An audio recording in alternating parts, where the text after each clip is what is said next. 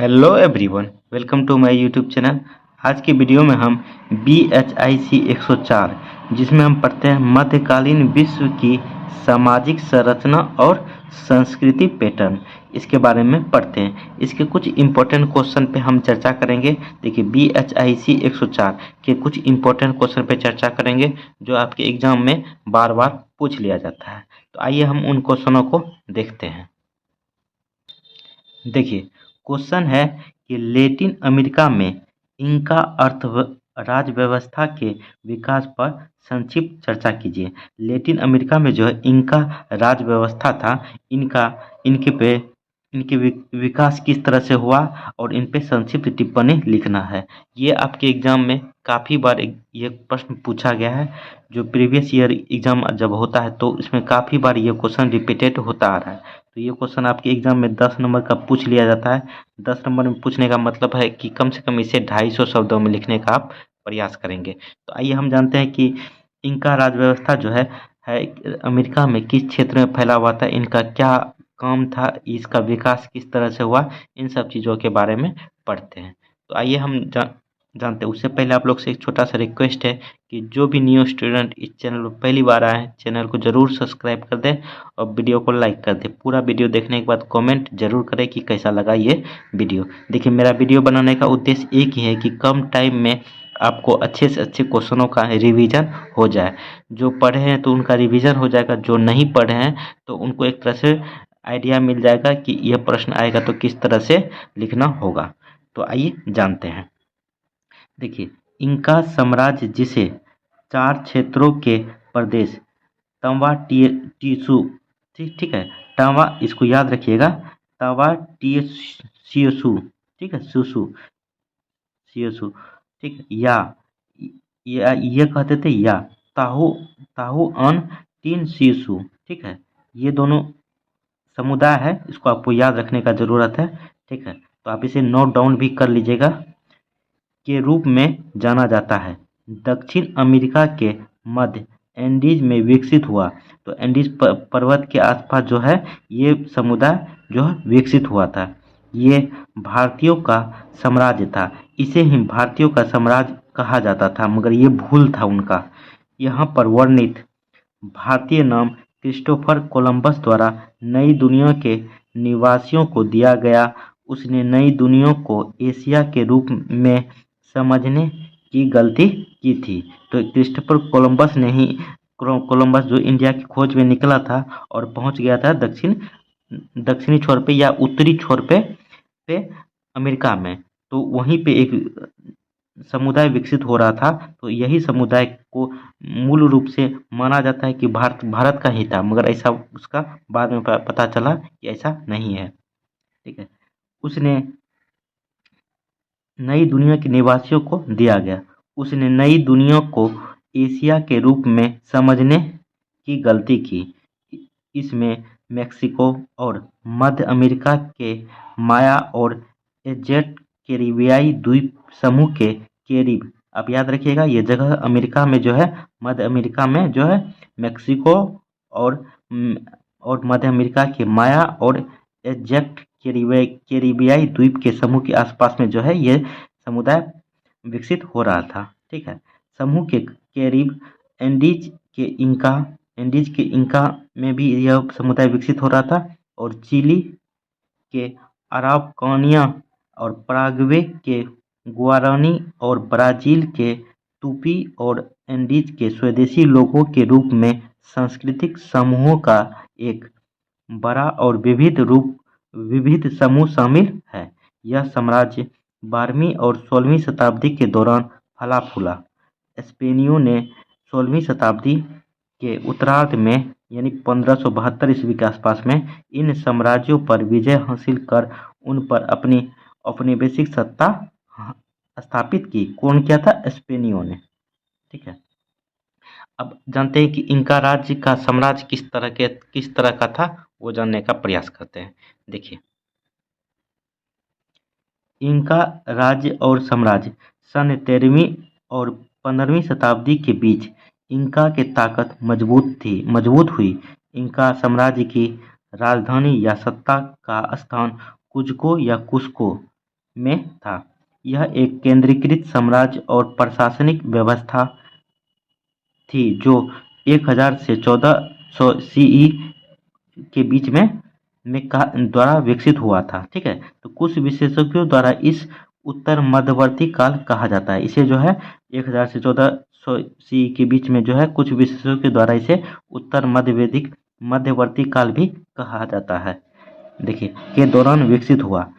केवुचुआ भाषी इंकाओं ने शक्तिशाली प्रतिद्वंदी जातीय समुदायों जैसे पिनाहुआ और लिस्को बेसिन के मोहिना क्षेत्र पर सैन्य विजयों तथा पुनः विजय हासिल कर अपने आधिपत्य क्षेत्र का विस्तार किया था। कौन किया था? इंका राज्य का साम्राज्य विकसित हुआ था। ठीक है, आइए जानते हैं कि इंका समाज और अर्थव्यवस्था किस टाइप का था।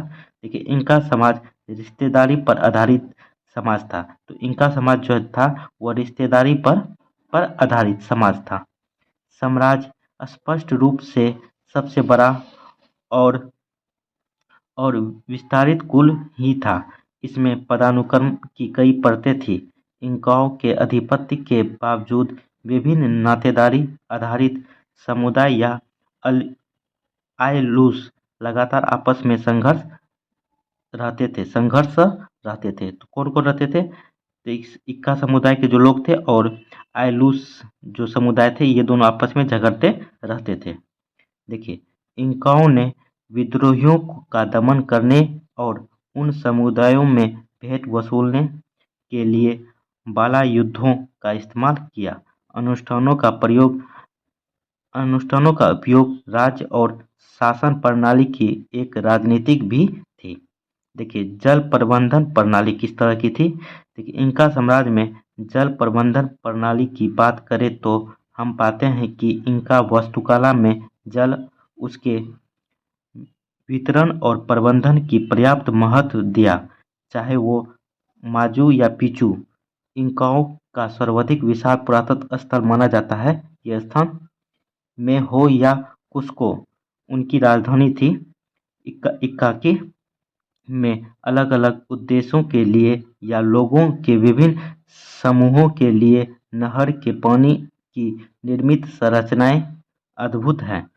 टिपोन में इंका शाही कृषि संपत्ति जो कि कुस्को से 20 किलोमीटर पूर्व में है, में एक विस्तृत जल संरचना के अवशेष पाए गए हैं।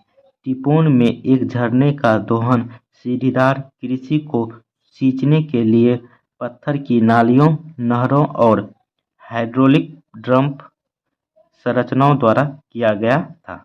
तो देख लिए कि इंका लैटिन अमेरिका में इंका राज्य व्यवस्था का किस तरह से विकास था, उसका अर्थव्यवस्था देख लिए, किस क्षेत्र में था, ये सारी चीज़ देख लिए। आप यदि एक बार में समझ में नहीं आता है तो 2 बार 3 बार देखिए तो आपको एक आइडिया मिल जाएगा कि आपको इसमें लिखना किस तरह से है। आइए दूसरा प्रश्न देखते हैं। देखिए, दूसरा प्रश्न है मध्यकालीन यूरोप के व्यापारिक समुदायों पर एक टिप्पणी लिखें। मध्यकालीन में जो यूरोप में व्यापारिक समुदाय था उन पे एक टिप्पणी लिखना है। ये भी क्वेश्चन आपके एग्जाम में 10 नंबर का पूछ लिया जाता है और 250 वर्ड में इसको आपको लिखना होगा। देखिए, व्यापारिक और वाणिज्यिक लेन देन की वृद्धि होने से व्यावसायिक गतिविधियों और उससे जुड़े व्यक्ति प्रोत्साहित हुए। सामान की लेन देन के साथ साथ इन व्यक्तियों ने साहूकारों, तो ये जो था व्यापारिक समुदाय, तो सामान के लेन देन के बावजूद भी अन्य काम करते थे, जिसमें था साहूकारों, फाइनेंसरों, सराफ, ब्रोकरों, बैंकरों, वाणिज्यिक एजेंटों इत्यादि के रूप में भी काम किया। बड़े साहूकार ज़्यादातर समय इन सारे कार्यों को अपने कारोबार में रखते थे। जो बड़े साहूकार थे तो इन सारे कार्यों को अपने कारोबार में रखते थे, जबकि इनमें से कुछ खुद को केवल अपने किसी विशेष क्षेत्र तक ही सीमित रखते थे। तो कुछ ऐसे व्यापारी थे जो कुछ इसमें से कोई एक विशेष क्षेत्र में ही सीमित रखते थे। ऐसी विशेषज्ञता मध्यकाल के अंत तक धीरे धीरे उभरकर सामने आई। स्थानीय स्तर पर लेन देन सीधे तौर पर उत्पादकों के हाथों में था, इसलिए भिक्षु, मछुआरे, किसान और जमींदार अंशकालीन व्यापारी थे। यद्यपि व्यापार में वृद्धि होने पर यह व्यापार उद्यमी व्यापारियों के नियंत्रण में आ गया। देखिए कौन कौन से व्यापारी थे मध्यकाल में, वो जानते हैं। देखिए अर्मीनियाई एक व्यापारी था जिसका क्षेत्र किधर था, वो देखिए 1699 में इंग्लिश ईस्ट इंडिया कंपनी के निर्देशक मंडल ने कहा था कि अर्मीनियाई संभवतः दुनिया के सबसे पुराने व्यापारी हैं। उनकी इस बात में अतिशयोक्ति नहीं लगती, मतलब कि ये वजन नहीं लगता है कि ये बात सही होगा। वस्तुतः प्राचीन काल से लेकर पूर्व आधुनिक युग के अंत तक अर्मीनियाई व्यापारी समुदाय यूरेशियाई क्षेत्र में अंतर्राष्ट्रीय और अंतर महाद्वीपीय व्यापार में संलग्न थे। दूसरा था यहूदी भी एक व्यापारी था। तो इनका क्या क्षेत्र था वो देखिए। यहूदी व्यापारी समुदायों ने भी अंतर्राष्ट्रीय व्यापार और वित्त के क्षेत्र में महत्वपूर्ण भूमिका निभाई। इस्लामी इतिहास के आरंभिक शताब्दियों में यहूदी समुदाय लगभग हर शहर में पाए जाते थे और ये यहूदी इस्लामी राज्य की परिधि से बाहर होने वाले व्यापार में भी हिस्सा लिया करते थे। अब जानते हैं कि करीनी व्यापारी किस क्षेत्र में था। देखिए आपको ये सब नोट डाउन कर लेना ताकि एग्जाम में आएगा तो आप इसे लिख पाइएगा। देखिए करीनी व्यापारी काहिरा गेनिजा के दस्तावेजों से जहां एक और 11वीं और 12वीं शताब्दियों में लंबी दूरी के व्यापार करने वाले व्यापारी समुदाय के बारे में कई प्रकार की जानकारी मिलती है, वे करीम नाम से प्रसिद्ध विनिमयकारी। आइए अब आगे देखते हैं। देखिए विनिमयकारी आर्थिक संगठन पर भी कुछ रोशनी डालते हैं। मिस्र के स्रोतों में लाल सागर के करीमी व्यापारियों को हिंद महासागर के मसाला व्यापार में सक्रिय रूप से संलग्न बताया गया है। 4 है एशिया और यूरोप के कुछ अन्य व्यापारी समूह। तो कौन कौन से थे देखिए। मध्यकाल में पूरी दुनिया में व्यापारिक गतिविधियों में तेजी आई, जिसके कारण अर्मीनियाइयों और यहूदियों के अतिरिक्त कई अन्य व्यापारिक समूह और समुदाय उभरे, जिसमें से था सोगादियाई व्यापारी आरंभिक मध्य युग का एक प्रमुख समुदाय था। तो देख लिए 2 प्रश्न। देखिए कम टाइम में आपको 2 प्रश्न बताए हैं ताकि हो सकता है यदि आपके एग्जाम में पूछ लिया जाए तो आप इसे अच्छे तरीके से बना पाए। एक बार में समझ में नहीं आता है तो 2 बार देखिए, कॉपी कलम लेके बैठिए। जो इम्पोर्टेंट वर्ड है उसको आप नोट डाउन करते जाइएगा तो आपको दिमाग में रहेगा कि हाँ इसमें इस टाइप से लिखना है। चलिए कैसा लगा वीडियो कमेंट करके ज़रूर बताएं। आप लोग चैनल को सब्सक्राइब ज़रूर कर लें और चलिए कैसा लगा वीडियो ज़रूर कमेंट करके बताएं। चलिए थैंक यू दोस्तों, जय हिंद।